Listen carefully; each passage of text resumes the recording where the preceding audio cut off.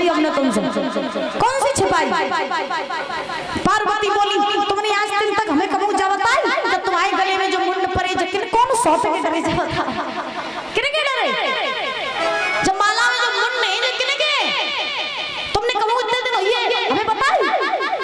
बोले बाबा बोले तुमने पूछी नहीं तुमने बताई नहीं। पार्वती बोली जय तो प्रेम बात है तभी तो तुम हमसे प्रेम नहीं करते। प्रेम वही होता है जो ना पूछो फिर भी बता दिया जाए, वही होता है प्रेम। तुम हमें कतई नहीं चाहते। बोले बाबा अब बोले बाबा बोले अच्छा अगर तुम जानना चाहती हो कि इस माला में मुंड किसके हैं तो हम तुम्हें बताएं कि इस माला में जो मुंड है वो सिर्फ तुम्हारे हैं। किसके? तुम्हारे। पार्वती बोली मेरे मेरे कैसे? बोले बाबा बोले तुम्हारे ऐसे हैं कि जब जब तुम मरी हो तब तब मैंने तुम्हारे मुंडों को काट के अपनी माला में पहना है, माला में पिरो के पहना है, क्योंकि जब तुम मर जाती हो तो तुम्हारे प्रेम के बिरह में मुझे तड़पना ना पड़े, इसलिए मैं तुम्हारे मुंड काट के माला में पहनता हूँ। तो पार्वती बोली देखो फिर तुमने कपट करो फिर कपट करो। बोले बाबा बोले अब क्या कपट करो? तो पार्वती बोली जब बताओ कि हम मत जाओ तो तुम मेरे मुंड काट के माला में पहन लेते और तुम नहीं मत तो करो। तुम कहो नहीं मत। बोले बाबा बोले कैसी बातें कर रही हम कहो नहीं मत। पार्वती बोली काय नहीं मत। बोले बाबा बोले हमने अमर कथा सुनी हम तासो नहीं मत। तो पार्वती बोली फिर तुमने कपट करो। अगर तुम वो चाहते ही होते तो अमर कथा तुम लोग सुनाई देते। हाँ अगर तुम वो चाहते होते तो अमर कथा बहुत सुनाई देते, फिर तुम अमर हो जाते हम अमर हो जाते। तो फिर हम मत ही ना तो तुम्हें मुंड पहनने की जरूरत ही नहीं पड़ती। तो तुम ऐसा करो कोई अमर कथा सुनाओ।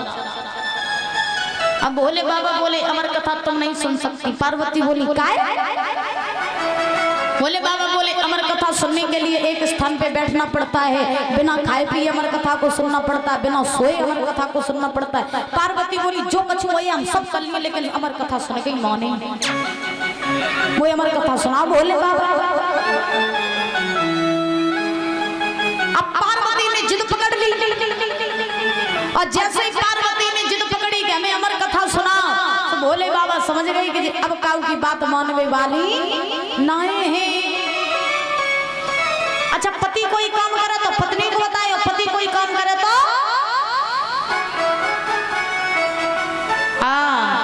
पति पत्नी का ऐसा संबंध होना चाहिए।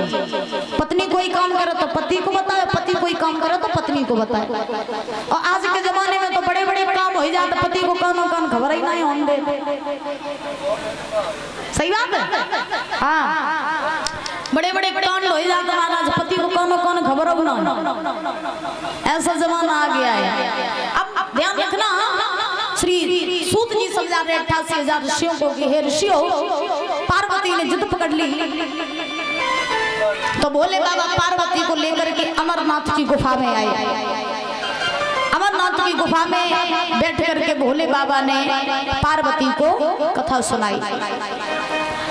भोले बाबा आसन पर बैठ गए, पार्वती के लिए भी आसन डाल दिया, पार्वती को बैठा लिया। बैठाल करके परीक्षित जी अब भोले बाबा ने पार्वती से कहा कि पार्वती हम तो कथा कहते कहते कथा में लीन हो जाएंगे, लेकिन हमें पता कैसे चलेगा कि तुम कथा सुन रही हो कि नहीं। तो पार्वती बोली हम क्या करें? तो भोले बाबा बोले बीच बीच में हुंकारे देती रहना। पार्वती बोली ठीक। अब भोले बाबा कथा कहने लगे, पार्वती कथा को सुनने लगी और महाराज उसी के पीछे उसी गुफा में तोती का अंडा जो था वो भी कथा सुनने लगा। कथा सुनते सुनते अंडे में से महाराज पक्षी निकल आया, तोती का बच्चा निकला और वो भी कथा सुनने लगा। 1 दिन हुआ, 2 दिन हुआ, 3 दिन जैसे हुए तैसे पार्वती सो गई। हुंकारे देते देते पार्वती सो गई। लेकिन इसी समय विद्वान लिखते हैं कि निंदिया बाई के घर जाइए और जागर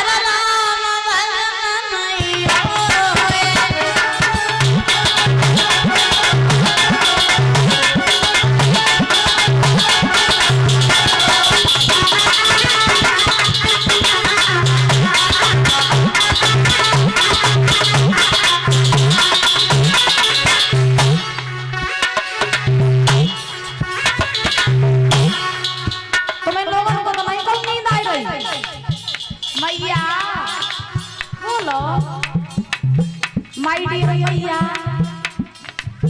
हंस जाती है। नींद तो नहीं आई है और नींद अगर आ जाए तो क्या करियो?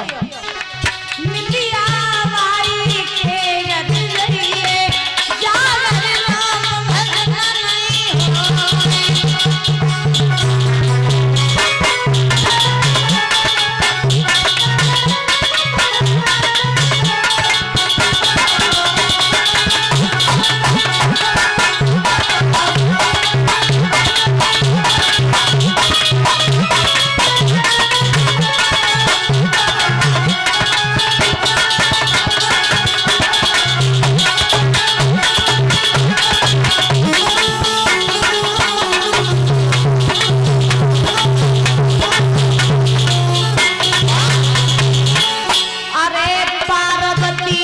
शंकर से बोली कथा सुनाए दो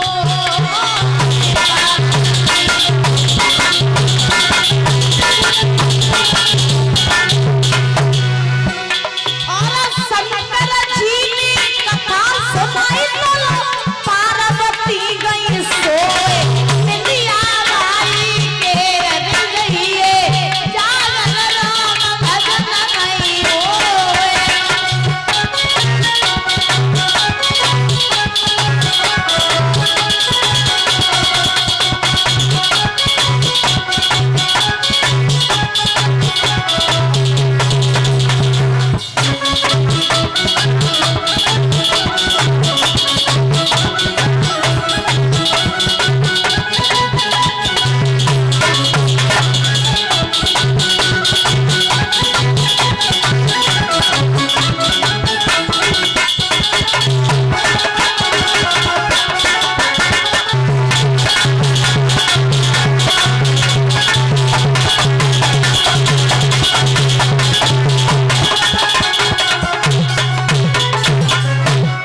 निंदिया बाई के घर जाइए जागर राम भजन नहीं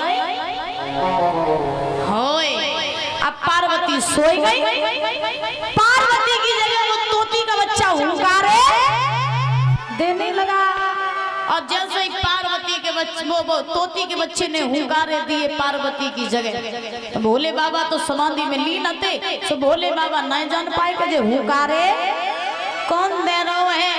और जैसे ही पार्वती सोई है तो महाराज एक विद्वान तो यहाँ तक भी लिखते हैं क्या गिरिबरी पर शिव शंकर बोले और बैठे आसनीदार और अमर कथा जब लगे सुनाने और गौरा त्रिपुरारी और उमा के परी गए सोता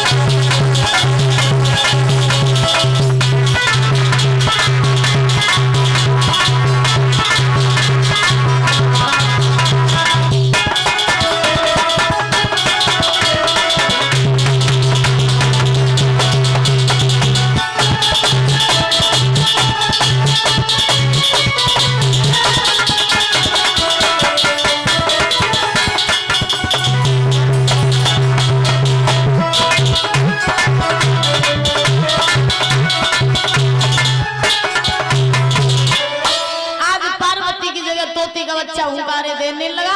जैसे ही महाराज पूरी 7 दिन की कथा हुई तो भोले बाबा ने जोर से जयकारा लगाया, बोले गोविंद भगवान की। और जैसे ही जयकारा लगाया तैसे ही पार्वती की आंखें खुली। पार्वती